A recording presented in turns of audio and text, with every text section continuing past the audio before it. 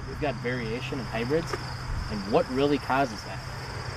That's a conversation we're going to have right here with these 3 different hybrids. So what you're looking at is 3 different hybrids, 4 plants each. As we move left to right, we've got 24,000, 30,000, 36,000, 42,000. Another hybrid, right? 24, 30, 36, 42, and their respective years lying in front of them. So just taking a first glance at 3 hybrids, what do you notice? What's significant? As we increase population, what do you notice the changes? Smaller ear on especially that one on the right, right? What about these 2? As we push the population, do we hold up a lot better? What do you notice about root structure? Would you ever want to plant this hybrid at 42,000? Bad day. Because if this has... And that was actually one that was still standing in there. Some of the other ones weren't. So, what does population matter, and how do we determine what the right population is to plant?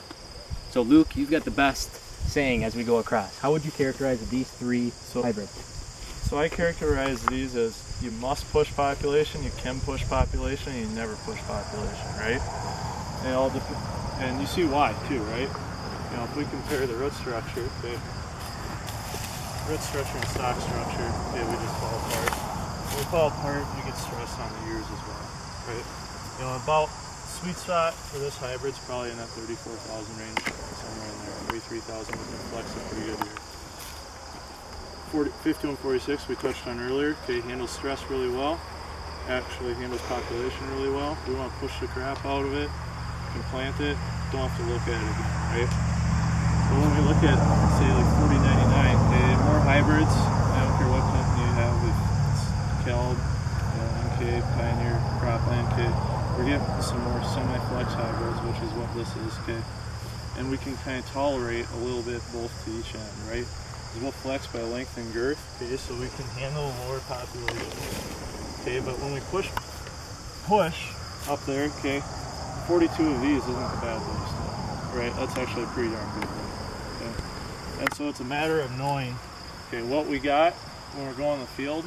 You know, I don't know how many of you variable rate plant, okay, if you variable rate plant, that's huge, obviously, and you're already utilizing this, but if you're not, if you're going flat rate, it still probably pays to manage that flat rate by hybrid and just readjust that, right? And be mindful of that. So pick out 3 of your fields in the back of your mind. Knowing what we just told you about these 3 hybrids, where do they fit on your operation? Let's go to, okay, just this number is 5146. Consistent, right? You can see that across the root. You can see that stock integrity stays at 42,000. 42,000 of those probably is not a bad day, right? It's going to be good. You're going to run the combine across it. So where would you put 5146 in your operation? Consistent, right? You could put it on the rented acre 20 miles down the road that's got some variable. You don't want to look at it ever, and you're going to come back and be happy with the combine. Would you agree? Extremely stable, consistent. What about 4099? High RTN, high RTP. You need to push populations. You need to push nitrogen. Think about your home quarter, well drained, lots of manure, heavy black clay soil, right? So the big difference between those 2 is crop and yield potential. Would you agree? Yep. 4099 has a stronger potential to yield versus 5146. But to get there, we need to push population, we need to push nitrogen. What about 5887? Where would you put it? Maybe tougher ground? Keep it in Iowa. Keep it in Iowa. It's a late, long season hybrid. Good yield potential, but we want to stay away from high pops and slow nitrogen. So, does that make sense? Does that make sense why I'm so passionate about genetics and placing the right hybrid on the right acre?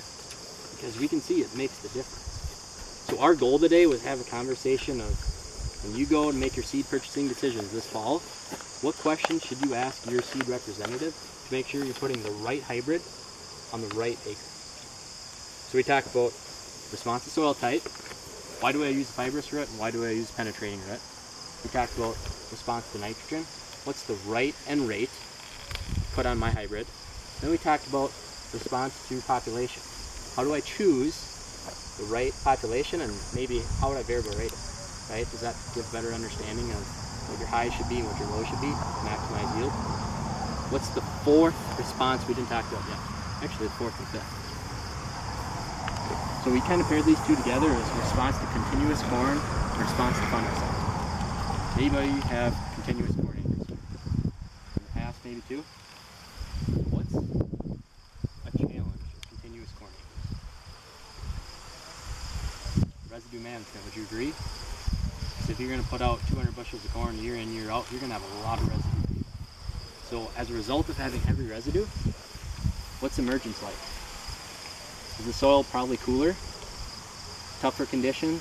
Maybe seed bed has changed from a corn and soybean rotation. So very good vigor, right? We need really good vigor on our continuous corn acres to make sure that hybrid gets up and out of the ground even. What else do we consider or worry about on continuous corn acres? Insect pressure, right? If we have the right trait